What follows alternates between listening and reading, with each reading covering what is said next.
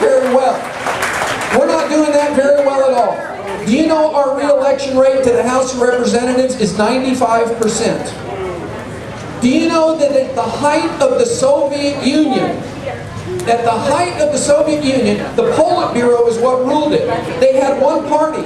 They appointed guys to the Politburo.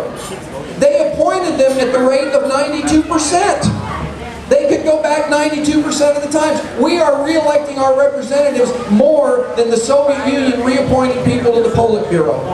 That frightens me. Now everyone says, I want all those bums to go, but I kind of like my bum. Because I know him, or I know her. And he's a good guy, or she's a good gal. Folks, I cannot be convinced that we can't find 6 good people every 2 years or every 6 years for senators out of the 3 million people in Arkansas to go do the right thing in Washington. And let me propose we ask our representatives some tough questions. Do you vote for stupid stuff? You've probably heard about the National Endowment for the Arts. These are the people, if you're not aware, that commissioned a portrait of our Savior Jesus Christ soaking in urine. And yet our federal representatives gave them $150 million a year so that they could commission that kind of art. That makes no sense. We have now spent over $90 billion bailing out General Motors and Chrysler because they're too big to fail. Will someone tell the 3 million families in America in 2008 who had to file for personal bankruptcy that they're too big to fail? This is not right. Now more than that, we're spending money on bailouts of Wall Street banks. You may have heard of the TARP 1 and TARP 2. By my math, we've now devoted over $12.2 trillion of our dollars to bailing out Wall Street banks. And we've spent $2.1 trillion of it, and the rest is in reserve. You may have monitored in the press what's going on with Bernie Madoff. And we talk about him and we drag him off to jail as we appropriately should for running a Ponzi scheme. And a Ponzi scheme is where you take someone's money and you give it to other people to try and convince them you're making money. And so other people give you money.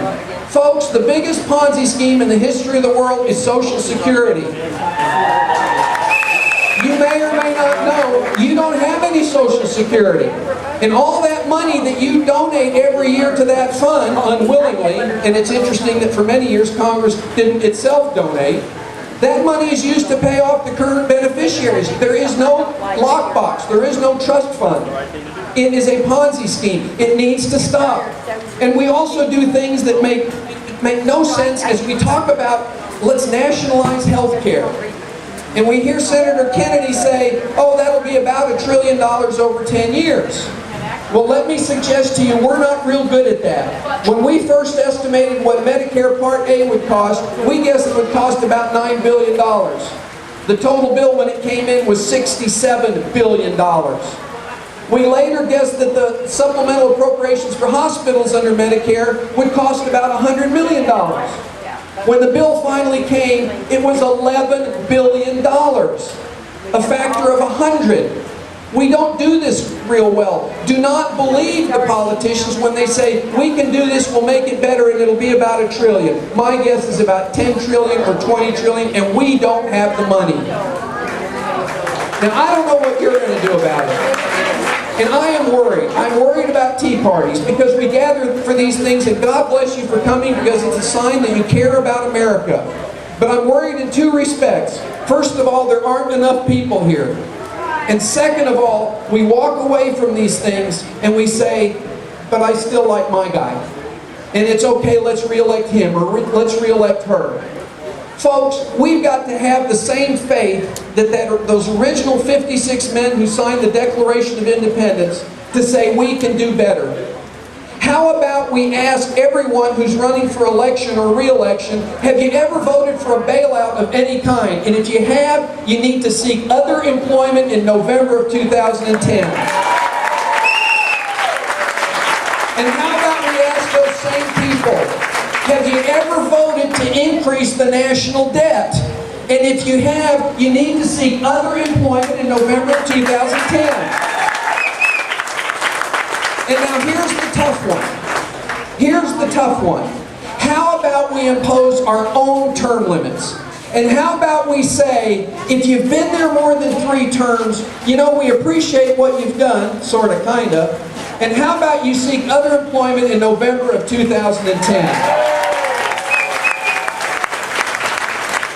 And I believe America was brought here by God. I truly believe that. And I believe we're not surrounded by water on 3 sides and a friendly neighbor and tundra to the north by accident.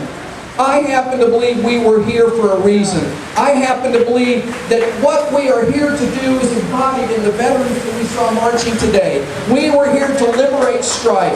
We were here to look at the terrorists in the eye, the despots in the eye, and say, enough is enough, go away. We need to continue that.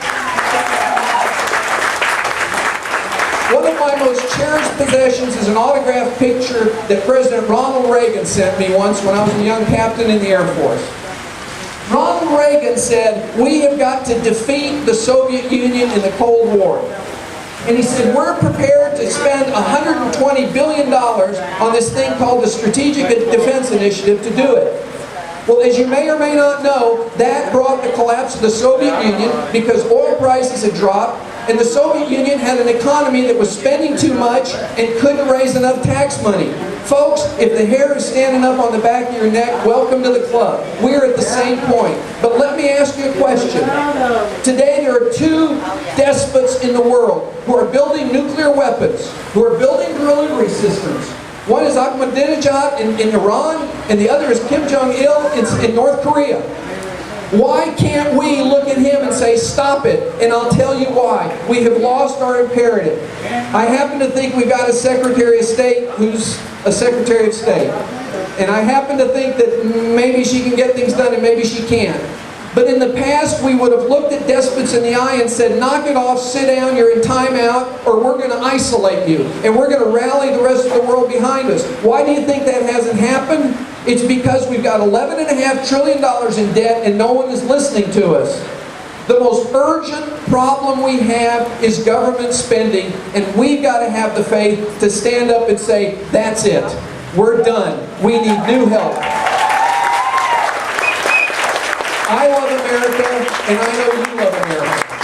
God put us here for a purpose, and I happen to believe we need to march to that purpose. And we need to get our house in order, and we need to change things, and the fastest way to change things is to get new people doing the things we need to do.